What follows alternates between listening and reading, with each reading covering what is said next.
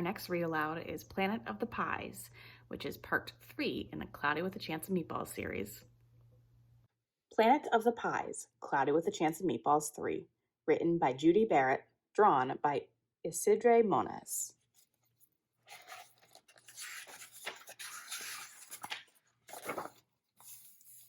It was Tuesday evening. We were watching TV with Grandpa. He picked up the newspaper and was shocked when he saw the front page headline. He held it up to show us. Astronauts land on Mars. Speculation as to what or who they will find there.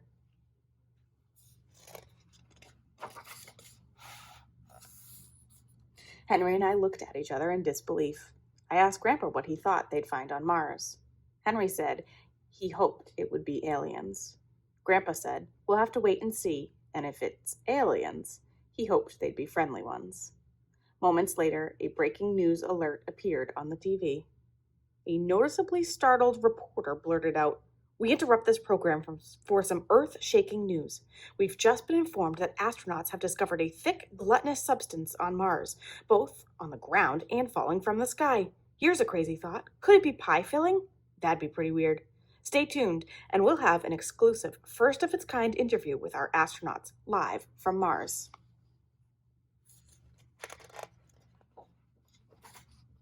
Henry and I jumped up and down, yelling about how much we love pie, and wondering why it can't rain pie here on Earth. We told Grandpa we wanted to go to Mars for our vacation this summer. He said he didn't think that was possible because it's a very long trip, we don't have a spaceship, and we're not astronauts. Henry said he'd like to become an astronaut and fly to Mars in a spaceship where he could eat lots of pie and meet aliens. I said I'd be happy just eating pie here on Earth. Grandpa reminded us that we have some pie in the fridge. Henry reminded Grandpa that it wasn't Martian pie and wondered what that would taste like.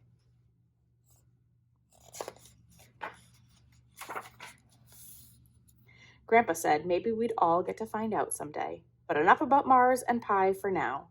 It was time to go to bed. We kissed Grandpa goodnight. He wished us sweet dreams, and we scampered upstairs. Grandpa sat down to watch the rest of the breaking news. Then he dozed off and dreamt about a most unusual place. To my great surprise, I found myself on Mars, all suited up as mission commander, along with my crew of fellow astronauts. It had been a long, long ride, and we were glad to have finally landed safely. We climbed out of our spaceship cautiously and surveyed the landscape for any signs of life. We could hardly believe our eyes. What we saw was pie, and lots of it. It was all over the place, and even raining down from the sky. Despite the adverse weather conditions, we set up our camera for TV transmission. Pie splattered onto the lens. It was also on our suits, our boots, and our helmets. It tasted awfully good. The TV interview was about to start. I wiped the pie off the lens. We looked pretty messy. And when we were asked what we had found so far, we all yelled out, "Pie!" I thought, first it's meatballs and chew and swallow, and now it's pie on Mars. Look at his thought bubble. Back to Cloudy with a Chance of Meatballs.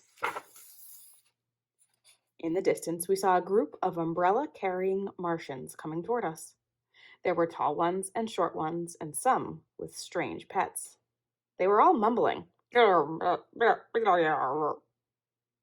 reporter asked us about the approaching Martians and what they were saying.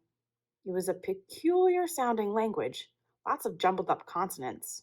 We were puzzled as to what they were trying to tell us, but they appeared to be friendly. I listened carefully, and something about the peculiar sound rang a loud bell. I had taken Martian in high school instead of Spanish or French. When I told this to my crew, they were amazed and relieved. So were the Martians. They handed us a book titled Martian into English in 12 hours or less. It really came in handy for my buddies. The Martians said that they'd been waiting for years for us to come and visit them. They had headed toward Earth several times, but they got scared at the last minute and flew right back to Mars.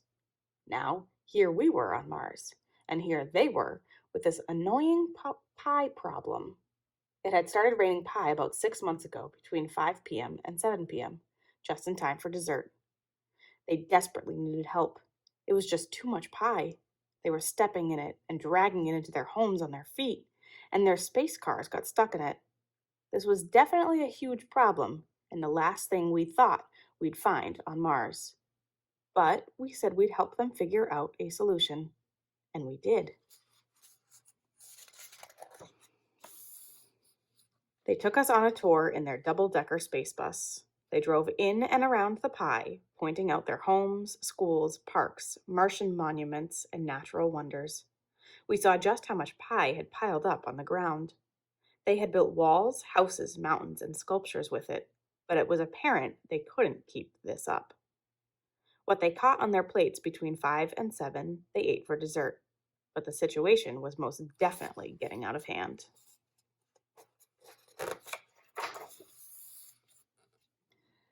The Martians prepared quite an unusual feast for us that first night. They even held a pie eating contest for dessert. And guess who won? They put us up at the Mars Motel.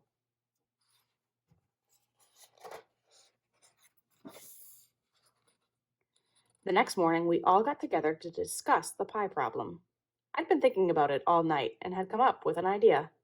I suggested catching the pies, exporting them back to Earth in boxes, and selling them.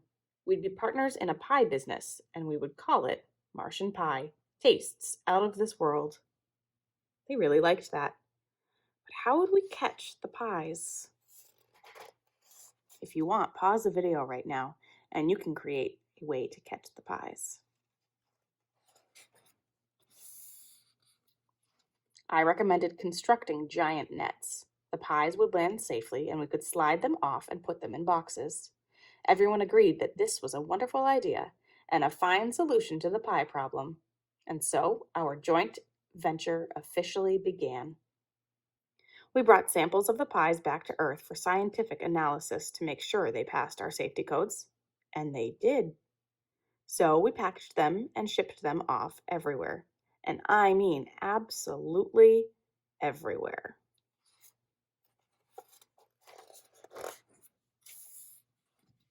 Grandpa awoke from his dream the next morning to see more breaking news on the TV. The reporter said that the thick, glutinous substance that he thought might be pie filling was just wishful thinking on his part. It was actually unusually thick and colorful Martian rain. He apologized for the error.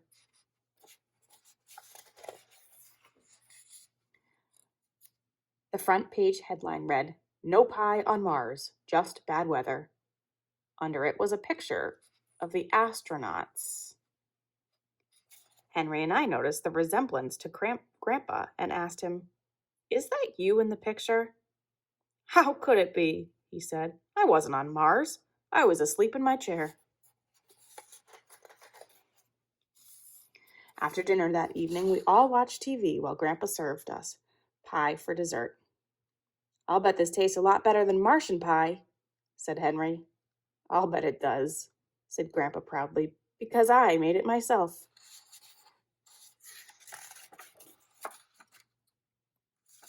The end.